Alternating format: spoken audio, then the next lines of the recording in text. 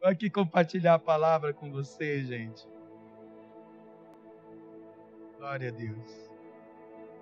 Vamos lá, gente. Até o final dessa ministração, não sei se a gente vai ter aí alguma notícia.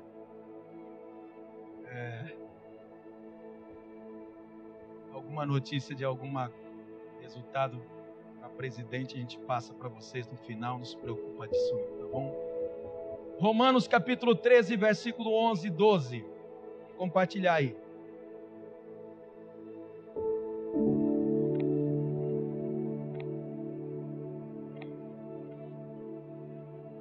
E 12. E isto digo, capítulo 13, verso 11 e 12. Estava certinho. Me tiraram. Agora está certo. E isto digo, conhecendo o tempo, que já é hora de despertarmos do sono, porque a nossa salvação está agora mais perto de nós do que quando aceitamos a fé. Vou ler de novo. E isto digo, conhecendo o tempo, que já é hora de despertarmos do sono, porque a nossa salvação está agora mais perto de nós do que quando aceitamos a fé. 12. A noite é avançada e o dia está próximo. Rejeitemos, pois, as obras das trevas e vistamo-nos das armas da luz. Fala para quem está do seu lado assim: é hora de acordar. O que eu falei? Esse é o tema da ministração de hoje. É hora de acordar. Eu quero aqui começar a fazer uma pergunta aqui para você. Quem aqui que faz uso de um despertador para acordar? Acho que 99% das pessoas. Algumas exceções nós temos daqueles que não necessitam de despertador, né? Para falar a verdade. Nos acostumamos com o celular programado para despertar, o primeiro toque, segundo toque. Agora nós temos Alexa. Alexa, lembrete, né? Despertador.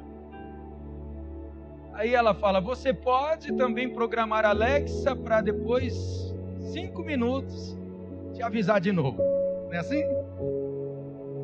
Quantos aqui que programam já conscientemente, de forma consciente, já programou o despertador, tipo, já com aquele tempinho do soneca? Quem aqui? Você já levanta no primeiro despertar? Onde você vai? Procurando, né, o despertador para parar o relógio. Você coloca lá e você clica adiar 5 minutos. Quem já fez isso? Pois é, a maioria. Nós somos acostumados com isso. E nós fazemos isso por quê? Porque nós não queremos perder o compromisso. Nós assumimos alguma coisa para aquele dia.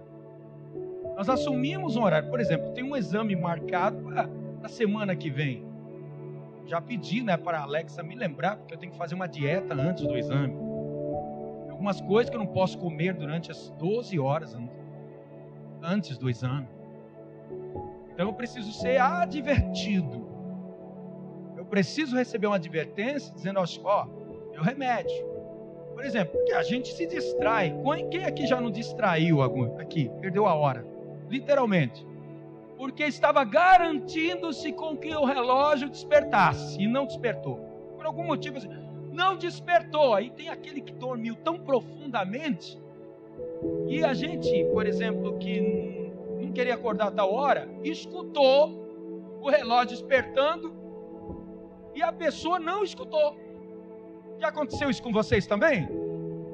Por exemplo, o filho vai para a escola e diz: perdi a hora, pai, não fui para a escola. Por quê, filho? Não despertou o meu relógio, o celular não despertou. Assim, como que não despertou? Eu escutei quando tocou. Acho que estava tão sonâmbulo que fez assim. E tá, né? Queria dormir mais. E com a gente é assim.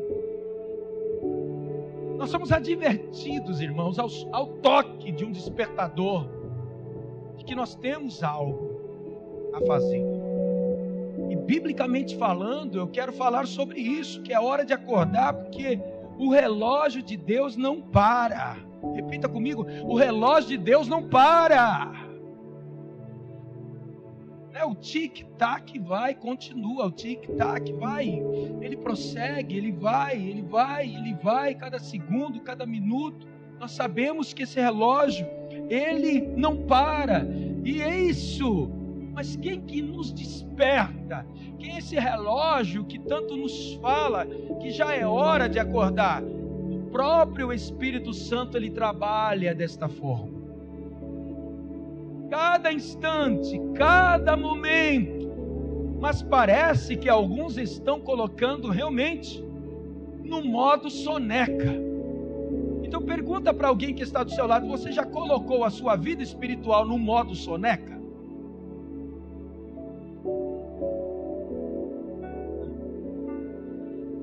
O relógio está apontando que é hora de levantar. O despertador está falando assim: escuta, acorda, levanta. Mas nós estamos tão tomados pelo sono e da preguiça mesmo, que nós não estamos atentos. Acabamos perdendo. O apóstolo Paulo, ele menciona isso na sua carta paulina. Há quase 2000 anos já alertou os irmãos da igreja de Roma. Essa passagem aí é a igreja de Roma, e ele estava dizendo assim: escuta, vamos voltar ao 11, vamos lá, olha lá, é tempo, já é hora de despertar, é hora de acordar, é hora de se levantar. Agora, irmãos, você consegue imaginar como ele agiria se estivesse nos dias de hoje? Eu fico a pensar que se o apóstolo Paulo, segundo a tradição, ele era pequeno, corcunda e narigudo. Imagina ele subindo desse altar aqui, pequenino, corcunda e narigudo, pegando esse microfone e falando da mesma forma como que ele falou para a igreja de Roma. Como que ele agiria hoje? Como que ele veria as coisas hoje, nos dias atuais, hoje no século 21? Você pode calcular o que Paulo poderia falar hoje, nos dias em que nós estamos vivendo? O que ele veria, o que ele olharia, o que ele identificaria, por que ele falaria: escuta, é hora de acordar? Por quê? Primeira coisa que ele poderia identificar, que eu identifico hoje, seria muitos se desviando da fé. Isso é um sinal. Muitos estão realmente no modo soneca e estão dormindo, estão simplesmente se desviando da fé, da verdade. Nós podemos identificar aí que o planeta está um caos. Está ou não está? Você pode ver que até o clima está complicado. Aquilo que já era para ser calor está frio, e o frio está calor. Você quase não identifica se é primavera, se é verão, outono, se é inverno, você não sabe. Agora, tem roupas que eu acho que você vai ter que ter lá na sua casa sempre. Até no verão, você vai ter que ter realmente aquela roupa já pronta, porque pode ser que repentinamente caia a temperatura bruscamente de 30, de 28 graus, que é a temperatura litorânea, 30 e poucos graus, cair repentinamente para 15 graus, como já tem acontecido aqui, 15, 12. Tem lugares que a gente vai que é frio por natureza. E no lugar que nós fomos uns dias desses atrás, que é acostumado a ter frio, para vocês, só para vocês entenderem, lá estava mais calor do que aqui. Aí você fala assim, mas como? Por quê? Porque o planeta, irmãos, está um caos. São ameaças e rumores de guerra. Está lá na Ucrânia acontecendo as coisas. Que você sabia que estão a um ponto de usarem armas nucleares. Ali dá para surgir uma terceira guerra mundial fácil. Porque aqueles que se unem à Rússia são poderosos em armamentos nucleares. E aí pode gerar sim um conflito mundial. E hoje vai ser muito maior o estrago do que uma segunda que teve, Segunda Guerra Mundial. Então nós sabemos aí que existe a pandemia. Cada dia ainda os cientistas estão olhando, estão observando uma classificação nova de um Covid. Uma variação nova, uma mudança. Você sabia que agora tem novos sintomas do Covid? Já tem novos sintomas, não eram aqueles do começo. É como se fosse a doença se acostumando, o nosso corpo se acostumando, se adaptando com isso. E existem muitas coisas. Pessoas que eram tão firmes na fé, queridos, esmorecendo. Por exemplo, tem tanta gente que está me assistindo aqui que poderia estar nesse culto. Você pergunta para ela porque não foi, é porque não quis. Simples assim, como se fosse um lugar qualquer, um momento qualquer. Poderia estar aqui. Eu estava falando isso na célula. E falamos sobre isso lá na célula, sobre essa primeira lição, sobre o que mesmo? Parábola dos talentos. 2 recebendo ali um elogio do seu Senhor, e um terceiro personagem que enterrou o talento. E engraçado que no final ele menciona servo inútil. O Senhor Jesus fala que esse que enterrou o talento, ele tinha uma má impressão do seu Senhor. O texto diz que ele via tantas imperfeições do seu Senhor, brutalidade, homem de julgamento, e ele falou, olha, para não correr o risco de perder, não ganhei, mas também não perdi, está aqui, o mesmo talento que o Senhor me deu, eu estou te devolvendo. Simples assim, levando para o sentido original. Olha o que diz o texto, servo inútil. Aí eu comparei com outra passagem, que o Senhor Jesus também mencionou, dizendo assim, olha, se você fizer somente o que te mandaram fazer, podendo fazer mais, você é chamado de servo inútil.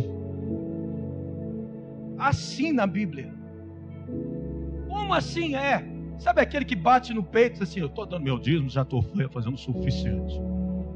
Aqui o negócio de ajudar na igreja não, eu já estou fazendo demais, dando uma oferta e o dízimo.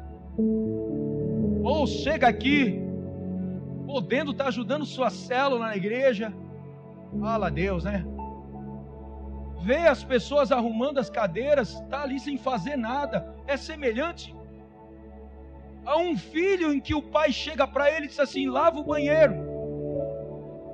Aí ele vê a mãe arrumando toda a casa, ele termina o banheiro, aí depois fica lá com o pé em cima da mesa, deitado no sofá, ou sentado no sofá, vendo a mãe se acabar de limpar a casa.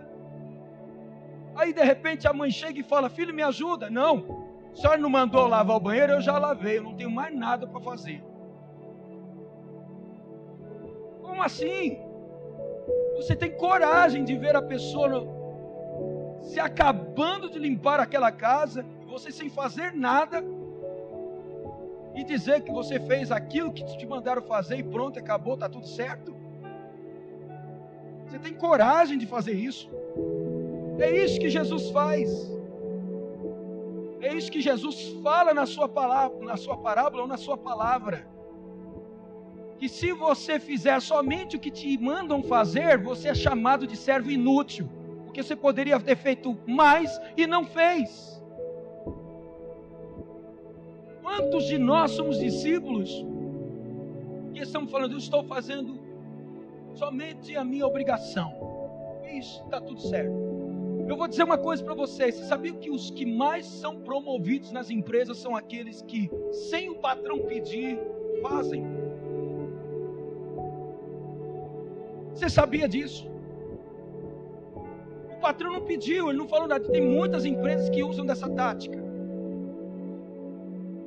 Ele vê a necessidade, o patrão, ele não fala nada, mas o empregado chega e fala assim: chefe, fulano, eu vejo que você tem muito serviço, se você precisar de mim, estou aqui, quer que eu te ajude? Estou pronto aqui para te ajudar, sem ser solicitado pela chefia imediata. Você acha que quando amanhã ou depois surgir uma vaga para até mesmo cumprir a função do seu chefe, quem que ele vai indicar? Aquele que foi prestativo, aquele que se ofereceu, aquele que se desgastou um pouco mais. Falamos isso na célula, nessa primeira lição. Falamos uma outra coisa, quando Deus olha para Josué e fala assim: Josué, esforça-te e tem bom ânimo. Eu falei lá na nossa célula, tem o Renan, está nos assistindo com certeza, talvez da sua casa, com a Maiara. E nós temos alguns soldados que frequentam a célula lá, o Eric, o Gustavo, o Pedro, são todos soldados de lá, do exército. E eu falei para eles sobre isso. Eu perguntei para eles o que vocês acham que quando Deus falou para Josué assim, esforça-te, o que ele estava querendo dizer com isso? Aí para eles entenderem melhor, eu falei assim: alguma vez a tua chefia colocou vocês no limite de vocês? Algum superior seu mandou você pagar algumas flexões abdominal ou até uma corrida e de repente você já não aguentava mais e ele falou: mais uma, paga mais uma, você consegue, vamos lá, mais uma volta. Ele falou assim: várias vezes, bispo. E eu pensava que não aguentava. Aí o Renan falou assim: é verdade. E o Eric, lá da nossa célula, falou assim: bispo, eu acho que é cabo lá do exército. Ele falou assim: bispo, impressionante é que nós aprendemos uma coisa. E aquilo que eu achava que não iria conseguir, quando a gente consegue, a gente fica todo orgulhoso, dizendo: nossa, eu consegui. Por quê? Porque ele achava que era somente aquele limite, só aquele nível. E conosco é assim. Quando Deus fala assim, esforça-te, quer dizer, faça um pouco mais por mim. Sai da mediocridade. Olha, sua média é aqui. Faz um pouquinho mais. E nesta noite a voz do Senhor está dizendo assim: você é capaz de fazer um pouco mais para mim?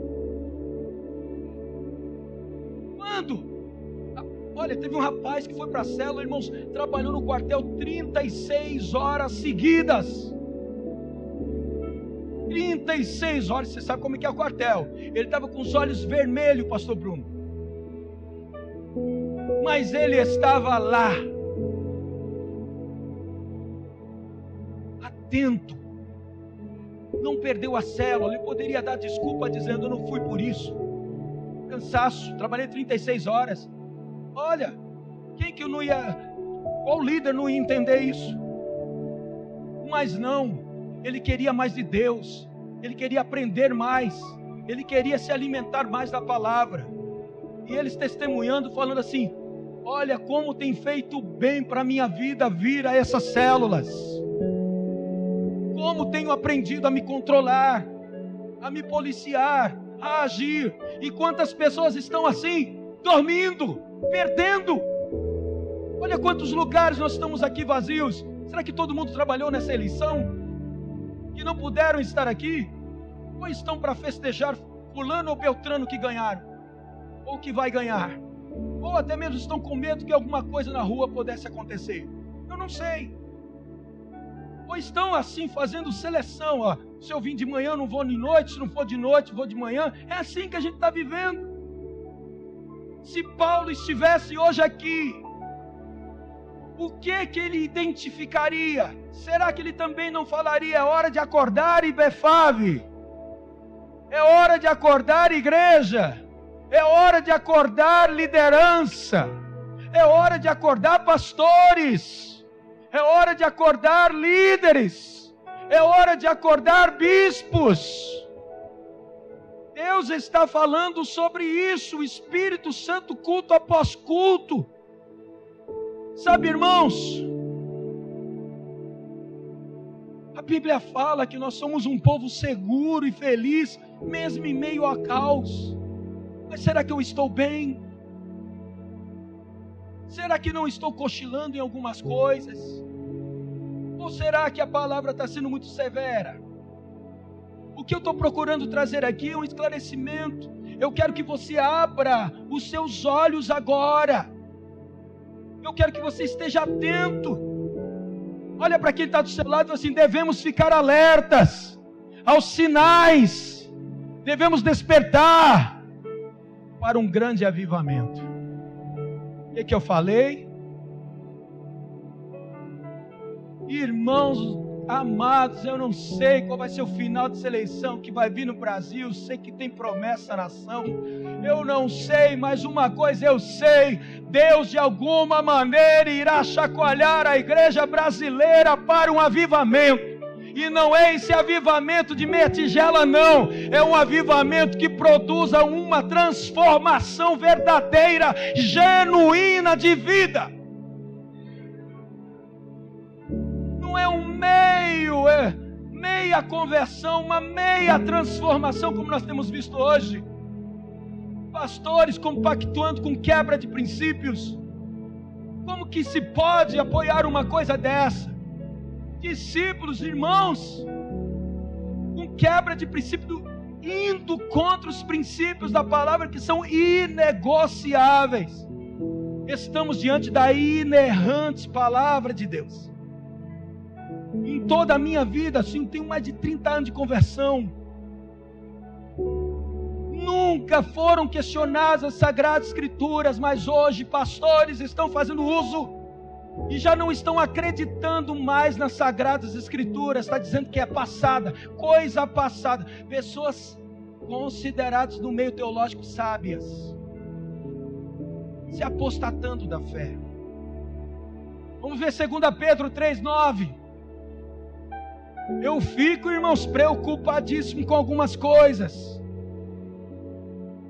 Fico mesmo, porque eu sei que existem algumas coisas que estão acontecendo nas nossas vidas que não deveriam acontecer.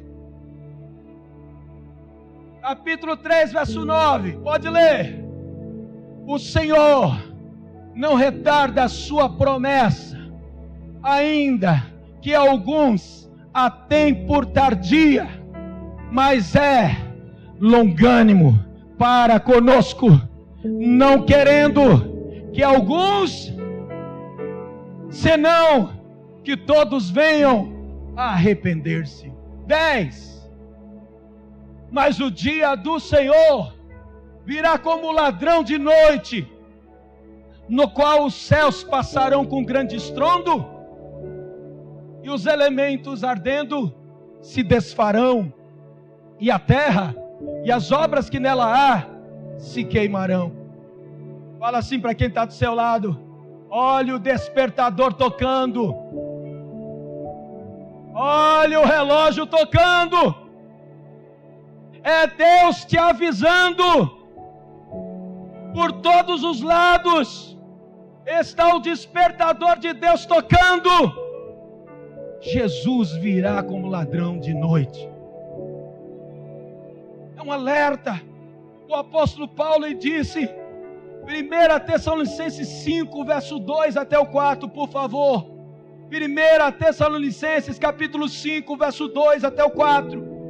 Mas vós, irmãos, porque vós mesmos sabeis muito bem que o dia do Senhor virá como ladrão de noite, vai. Pois que quando disserem o quê? Olha o que Paulo já dizia para a igreja de Tessalônica. Quando disserem a paz e segurança, então lhe sobrevirá o quê? Repentina destruição, como as dores de parto àquela que está grávida, e de modo nenhum escaparão. Daí, vamos ler o 4. Mas vós, irmãos, já não estáis em? Para que aquele dia vos...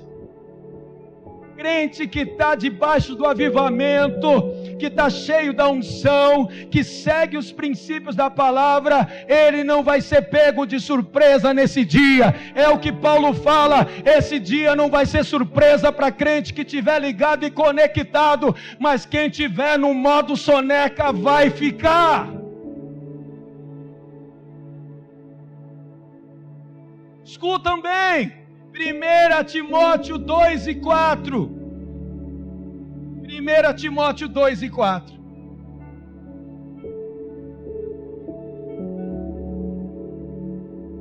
Que quer que todos os homens sejam salvos e venham ao conhecimento. Qual é a vontade de Deus? Que todos se... E o porquê que Jesus não veio ainda? E o porquê que as coisas não aconteceram ainda? Porque Deus quer salvar o maior número de pessoas. Então tudo indica que nesses últimos dias virá uma grande onda de avivamento em todo o planeta. E olha, escuta, às vezes o avivamento vem através de perseguições. Escutem bem sério o que eu estou dizendo. Às vezes para o povo despertar, às vezes vem através de perseguições. E eu vou dizer, queridos, nós precisamos estar atentos. Volto a dizer, não vai ser surpresa para crente que está em oração e ligado com Deus. Mas para aqueles que estão no modo soneca, semelhante às 5 virgens loucas, vai ser pego de surpresa esse dia. O que a gente precisa?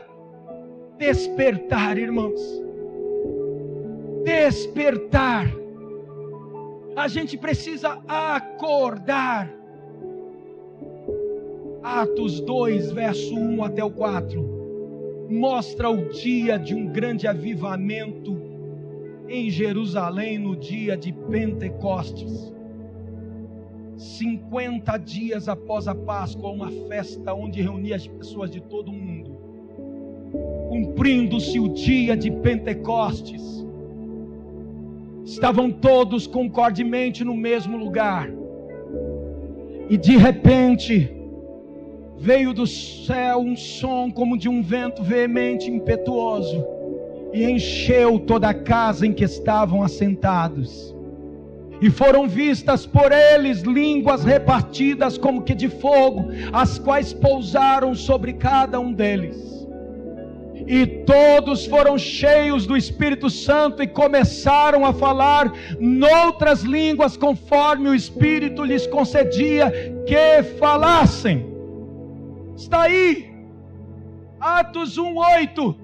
Coloque para mim, Atos 1:8. Mas recebereis o poder do Espírito Santo que há de vir sobre vós, e vocês serão minhas testemunhas, tanto em Jerusalém, como em toda a Judéia e Samaria, e até os confins da terra. Para que o poder? Para que a unção? Para que o avivamento? Para continuarmos sendo testemunhas legítimas de Cristo. Porque na hora da perseguição, da luta, é que nós vamos ver quem são os crentes sinceros e verdadeiros. Quem são os dizimistas fiéis? Quem são os primicistas fiéis? Quem são os que são verdadeiros cristãos? Na hora. É por isso que Deus quer uma igreja avivada, porque uma igreja avivada cresce. A cada dia a igreja avivada cresce com manifestação do poder de Deus. Quer ver isso? Em Atos 2, Atos 2, 42 até o 47. perseveravam na doutrina dos apóstolos. Que mais? Na comunhão, no partir do pão e nas orações. Isso é igreja avivada. E em toda alma havia, nos nossos dias está tendo? Não tem respeito pela autoridade instituída por Deus, porque acha que a autoridade é só a pessoa que está lá que tem o poder de te prender, não é? Que tem o poder da caneta que manda alguém, que nem o Supremo tem feito, que nem uma autoridade policial faz. Existe a autoridade eclesiástica que hoje tem sido desrespeitada. Muita gente se esquece do texto bíblico. Davi, homem de Deus, ungido do Senhor, o óleo da unção estava sobre a cabeça dele, tinha promessa do trono de Israel. Teve um momento que ele estava numa das cavernas, Saul estava doido da vida, querendo matar ele, e ele estava escondido, e estava numa distância o suficiente para pegar na roupa de Saul. Ele pegou um pedaço do vestido de Saul, cortou e ficou e guardou, para lá na frente mostrar para Saul, dizendo: se eu tivesse que te matar, eu te mataria. Mas sabe que surgiu na hora no coração de Davi? Está escrito na Bíblia: quem sou eu para matar, para tocar no ungido do Senhor? Saul estava desviado, Saul estava fora da presença de Deus, Saul não tinha nada de Deus, tinha consultado até uma necromante, que é uma feiticeira dos dias dele. Mas para Davi ainda estava a unção de reinado na vida dele, dada por Deus, e só Deus podia abater Saul. Mas hoje não. Quando a gente fala que é profeta, tem gente que acha que a gente está querendo abusar. Se a gente chega e fala que estamos sendo consagrados apóstolos, tem gente que não concorda, que acha que a gente está querendo ser Deus. Quando a gente chega e fala de alguém dizendo: olha, esse daqui é o que está andando mais correto, segundo as escrituras, a gente acha que estão misturando as coisas, que a gente está idolatrando o homem. Espera aí, queridos, em todas as sagradas escrituras existe realmente homens levantados com Deus e investidos por Deus, e investidos de autoridade. Está escrito. Tanto é verdade que está escrito assim: crede nos seus santos profetas e prosperareis. Mas hoje não. Cada um se intitula pastor, cada um se intitula que é alguma coisa. Até grupos de louvores por aí que surgem, de bandas, a pessoa nunca foi ovelha de ninguém e simplesmente se intitulou como pastor. Fiquei sabendo essa semana. O cara simplesmente diz da banda lá: eu sou pastor agora. Ninguém consagrou ele, ninguém levantou ele, não teve de base de autoridade nenhuma, e se intitula pastor. Então existe hoje um descaso com a autoridade instituída por Deus. Vamos lá. E em toda a alma havia temor. Muitas maravilhas e sinais se faziam pelos apóstolos. 44. E em todos os que criam estavam. Hoje o povo está querendo ficar junto, irmão, cada um querendo se isolar. Para que esse negócio de célula? Para que passar pelo encontro? Eu já passei pelo encontro, não muda nada, não teve nem transformação de caráter de vida. A própria prova é insurreição, a insubmissão, a autoridade, nem o respeito tem. Olha lá, estavam todos juntos, tinham tudo em comum. 45. Vendiam suas propriedades e bens, repartiam com todos, segundo cada um havia de administrar, segundo a necessidade de cada um. 46. Perseverando unânimes. Quantos dias? Ah, peraí, Befábio está fazendo muito culto. Ah, não, peraí, eu só vou num. Irmão, já pensou se eu fizesse culto segunda, terça, quarta, quinta, sexta, sábado, domingo, pronto, aí que ia matar o bispo. Todos os dias estavam ali, partindo o pão em casa, comendo juntos, com alegria e singeleza de coração. 47, louvando a Deus, caindo na graça de todo o povo, todos os dias. O que Deus fazia com essa igreja? acrescentava o Senhor à igreja aqueles que haviam de se salvar. Aí, fala para quem está do seu lado, você está vivo ou morto? Eu pergunto para vocês algo mais sério ainda, vai. Mais sério ainda. Posso perguntar? Posso? Tem essa liberdade aqui? Recebe com carinho? Eu pergunto para vocês, quem está dormindo, está vivo ou morto?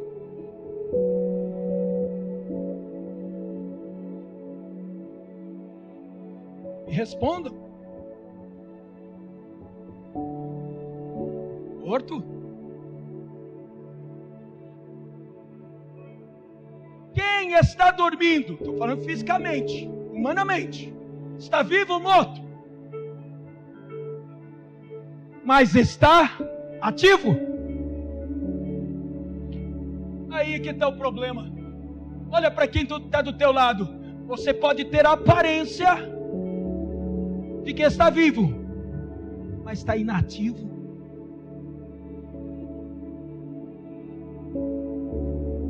Você está ativo ou inativo na igreja? Você está vindo simplesmente por vir? Só para bater cartão? Ou você está integrado realmente no corpo de Cristo? Gente, mas tem gente que dorme tanto. Mas tem gente que está num sono tão profundo que cai, desaba a casa e não acorda. Eu sei que tem alguém aqui que está olhando para alguém e lembrando de alguém. Sem contar que o ronco não é desse mundo. É uma competição de sinfonia que não é brincadeira. Presta bem atenção no que eu estou falando aqui para você, gente. Normalmente quem está dormindo está vivo, mas está inativo. Será que está em coma espiritualmente? Respirando por aparelhos? Como você está espiritualmente? Como você está na igreja? O apelo aqui nesta noite é, diante de tudo que nós estamos vendo acontecer hoje, o apelo é: acorda! O apelo do Espírito Santo para essa igreja e para a igreja que está me assistindo da sua casa é: acorda! Só salvo o perdido aquele que já está salvo. Não se pode salvar alguém que está perdido. Se essa pessoa estiver perdida, não salva ninguém. É um cego guiando outro cego. Nós precisamos salvar as pessoas, as vidas. Esse é o principal propósito. Gente, a hora está avançada e a noite já vem. Permita-me ler um texto que eu me lembrei agora.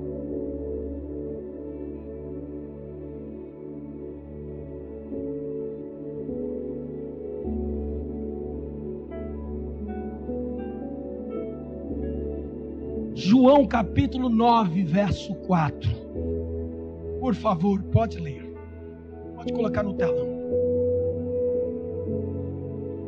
Olha o que Jesus disse: convém que eu faça as obras daquele que me enviou, enquanto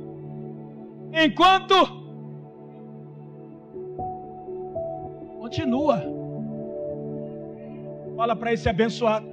Fala para esse abençoado: a noite vem, quando ninguém pode trabalhar.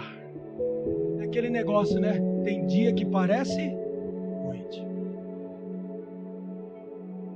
Você queria vir para a igreja, mas não pode. Você queria glorificar, mas não pode. Está entubado no hospital. Queria louvar, mas está sem voz. Câncer na garganta. Está querendo comer, mas não pode. Está com câncer no intestino. Meu Deus. Gostaria de ir para a igreja, mas não posso. Estou sem pernas. Gostaria de ver o sol brilhar, mas eu estou cego. A noite vem. E o Espírito Santo está dizendo: acorda. É hora de acordar e de abrir o coração para um grande avivamento. Meu Deus. Vamos para o Evangelho segundo Lucas, capítulo 12.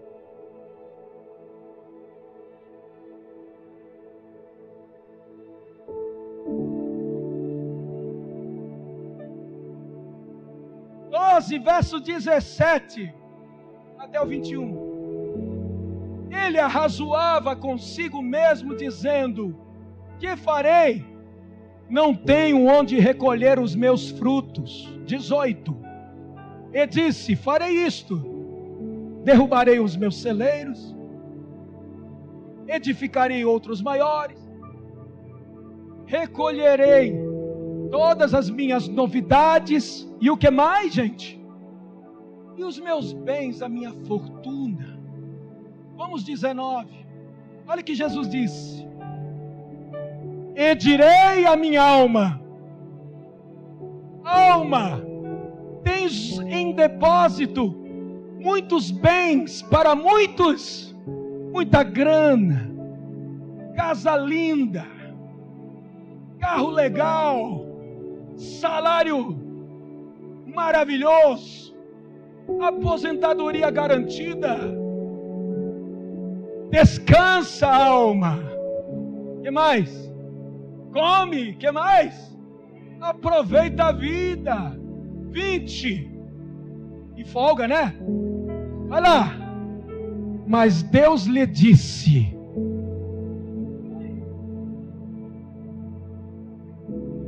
esta noite te pedirão a tua alma. O que você tem preparado? Para quem será? Para quem vai ficar tudo isso aí, hein? 21. Assim é aquele que para si ajunta tesouros e não é rico para com Deus. O que adianta você ter tudo bom e do melhor? Tua vida espiritual está um lixo, um fracasso. Tua comunhão com Deus, irmão, está no modo soneca. Para todos você é um maravilhoso vizinho, um maravilhoso amigo, companheiro, colega, legal. Mas eles só vão te levar até o sepulcro. Tudo muito. Carregarão a alça do seu sepulcro. Ali para frente, ninguém mais, a não ser Deus. Não vais levar um centavo, não vais levar nada das suas aplicações em Bitcoin, não vai levar nada das suas aplicações em bolsas, não vais levar nada da tua poupança. Seus herdeiros lutarão, brigarão pela sua fortuna que você reservou. Chorarão no muito um dia, talvez uma semana, mas depois usufruirão de tudo o que você deixou.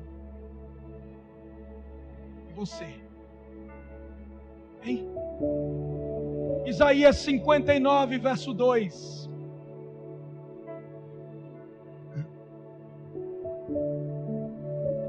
As vossas iniquidades fazem separação entre vós e o vosso Deus, e os vossos pecados encobrem o seu rosto de vós, para que não vos ouça. Se morrermos agora, para onde iremos? Se queremos um avivamento na nossa vida, nós precisamos de algo chamado arrependimento. O avivamento traz o temor de Deus. O pecado acaba sendo odiado por mim. Quando eu estou arrependido de verdade, quando eu estou debaixo mesmo de um avivamento, irmãos, eu começo a amar a palavra de Deus de verdade, e o pecado é abandonado. eu começo a ter prazer de estar aqui. O avivamento genuíno, ele provoca isso, um desejo de buscar a Deus, independente das circunstâncias.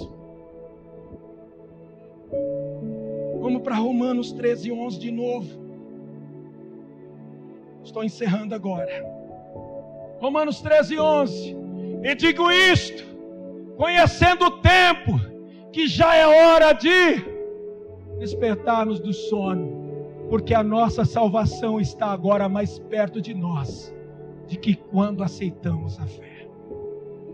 Paulo dizendo: acorda, igreja de Roma, o Senhor quer salvar sua alma. O relógio de Deus está mostrando, os sinais estão gritando, estão dizendo: acorda!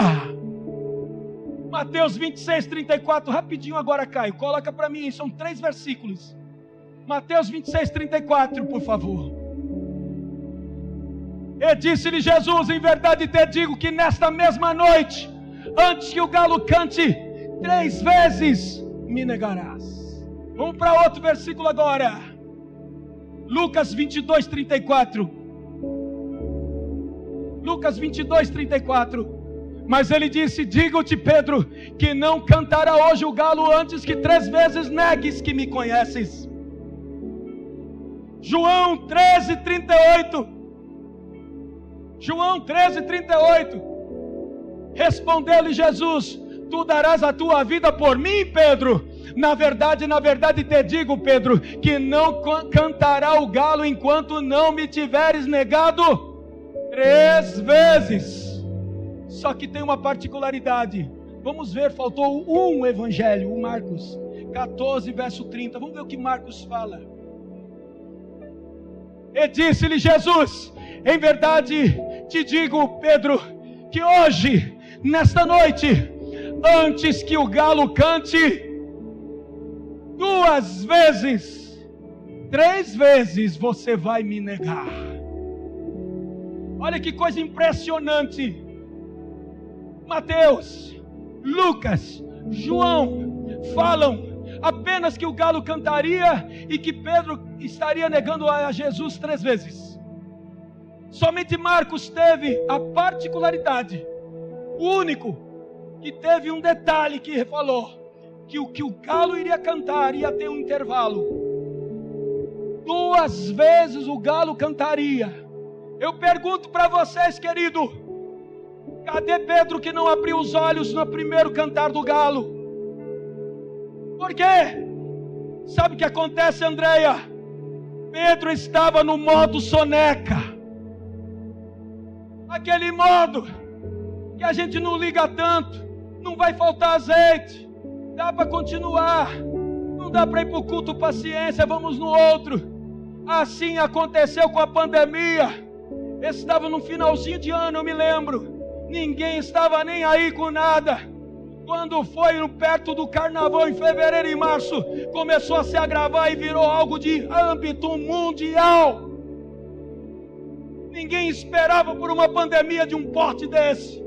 Ninguém imaginava que os hospitais públicos ficariam tão cheios de pessoas com falta de ar. Ninguém imaginava essas coisas acontecendo. Pois eu lhe digo, está tudo aqui na Bíblia, o anticristo vai se manifestar. É bíblico, ele já está no mundo, está tudo preparado. Aí você diz assim, engraçado, está escrito e o diabo não sabe que ele está sentenciado, e por que mesmo assim ele luta? Porque ele mesmo assim ele guerra, ele guerreia. Olha, você também não sabe que muitos vão se perder, e por que você também não se prepara?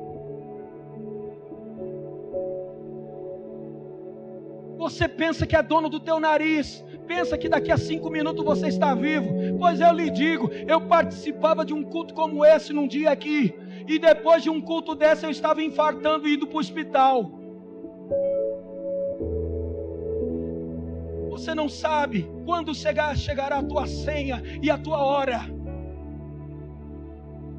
Deus resolveu me deixar mais um pouco aqui, pois esse galo está cantando aqui nesta noite mais uma vez e dizendo: acorda!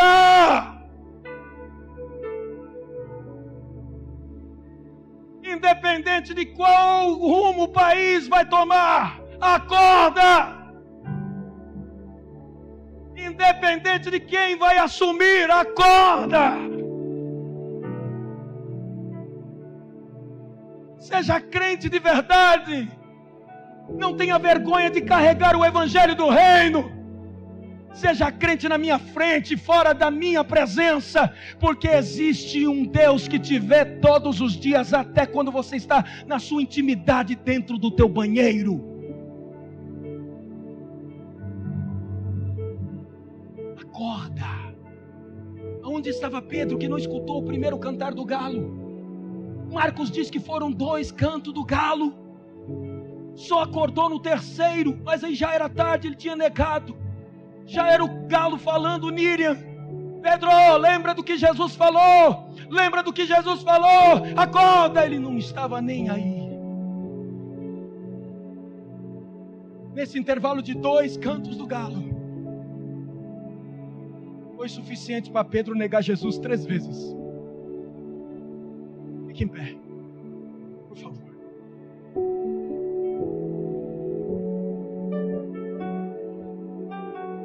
Quero te dizer aqui, tudo isso está mostrando para mim e para você. O galo está cantando, o relógio está despertando, o despertador está tocando.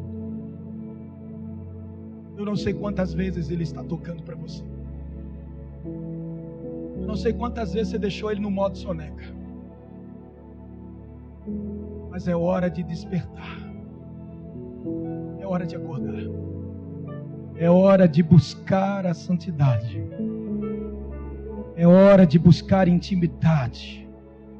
É hora de buscar o poder do Espírito Santo. Tudo passa. Não deixe passar esta oportunidade de se encher nesse culto aqui. Busque a Deus de verdade. A igreja, ela está sendo despertada nesta noite. Quem tem ouvidos para ouvir, ouça o que o Espírito diz à igreja. Acorda, Brasil. Acorda, igreja. Acorda, discípulos.